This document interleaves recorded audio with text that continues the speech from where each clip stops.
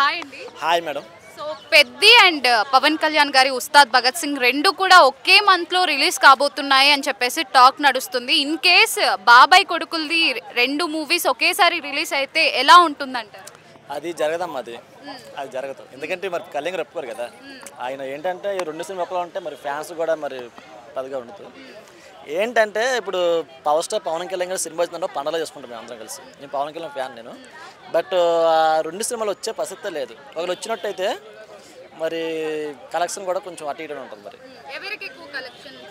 కళ్యాణ్ గారే వస్తుంది కదా, కళ్యాణ్ గారికి వస్తుంది, ఆయనకే వస్తుంది. ఎందుకంటే ఆ డైరెక్టర్ ఏమొచ్చి మన హరీష్ శంకర్ గారు, గబ్బర్ సింగ్ అవన్నీ తీసిన పెద్ద డైరెక్టర్.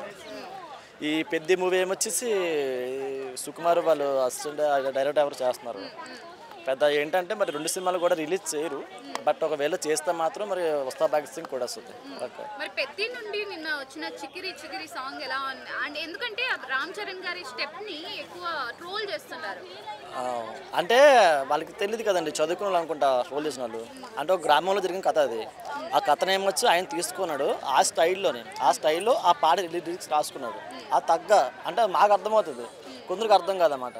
కొందరు వేరే ఫ్యాన్స్ ఉంటారు కాబట్టి వాళ్ళు ట్రోలింగ్ చేస్తారు అన్నమాట. అంటే మొత్తం తెలియదు, ఏం తెలియకుండా చెప్పేస్తారు. ఒక మనిషి వెళ్ళిపోతుండ్రు, అలా వెళ్ళిపోతుండ అంటాం, అలా వెళ్ళిపోతారు అంటాం, అలా ఆయన వెళ్ళిపోతుండ అంటాం. కానీ ఒకలాగా ఉంటుంది వాడుకోవచ్చమాట. కానీ ఏంటంటే అక్కడున్న లాంగ్వేజ్ కాబట్టి, ఆ ప్రాంతంలో జరిగిన స్టోరీ కాబట్టి, తగ్గ కథ కాబట్టి, తగ్గ లిరిక్స్ కాబట్టి తగ్గ పాట ఎంచుకున్నారు.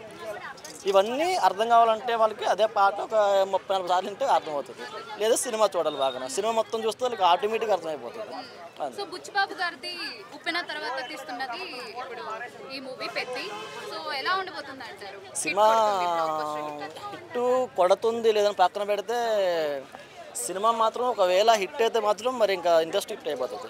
లేకపోతే మరి మధ్యలో వచ్చేయాలి జాగ్రత్తగా. ఎందుకంటే మరి రంగస్థలం చూసాం, మన రాజమౌళి అదే మన ఎవరు సుకుమార్ గారు యాక్ట్ చేసిన మూవీ, అందులో యాక్టింగ్ చాలా బాగా చేశాడు. ఇది కూడా చూస్తుంటే సేమ్ ఆ టైప్లో కనబడుతుంది. కాకపోతే ఇప్పుడు ఆ కాస్ట్యూమ్స్ అండ్ వాళ్ళు చేసే ప్రతిదీ హార్డ్ డెబిట్ మొత్తం అంతా మన ఒక రీల్స్లో చూస్తే మాత్రం ఎలా ఉందంటే 87 అక్కడ స్టోరీలో కనబడుతుంది. ఎందుకంటే అందులో హీరోయిన్ పేరు అచ్చయ్యమ్మ అంట. అచ్చయ్యమ్మ అనేది పల్లెటూరులో ఎక్కువ పెట్టుకుంటారు. అంటే అచ్చయ్యమ్మ పేరు అవన్నీ ముగిసిపోయి ఒక 40 సంవత్సరాలు అవుతుంది. బట్ మనం ఏం చేయాలంటే 87 నుంచి అక్కడ దాకా స్టోరీ అనుకుంటాం. ఎందుకంటే అప్పట్లో ఎవరున్న అమ్మాయికి అచ్చయ్యమ్మ పేరు అనమాట. తగ్గ మరి పెద్ద అంటే ఇప్పుడు ఆ టైప్లో ఉందంటే అప్పుడు స్టోరీ ఒకవేళ సినిమా హిట్ అయితే మాత్రం బాగా హిట్ అయిపోతుంది.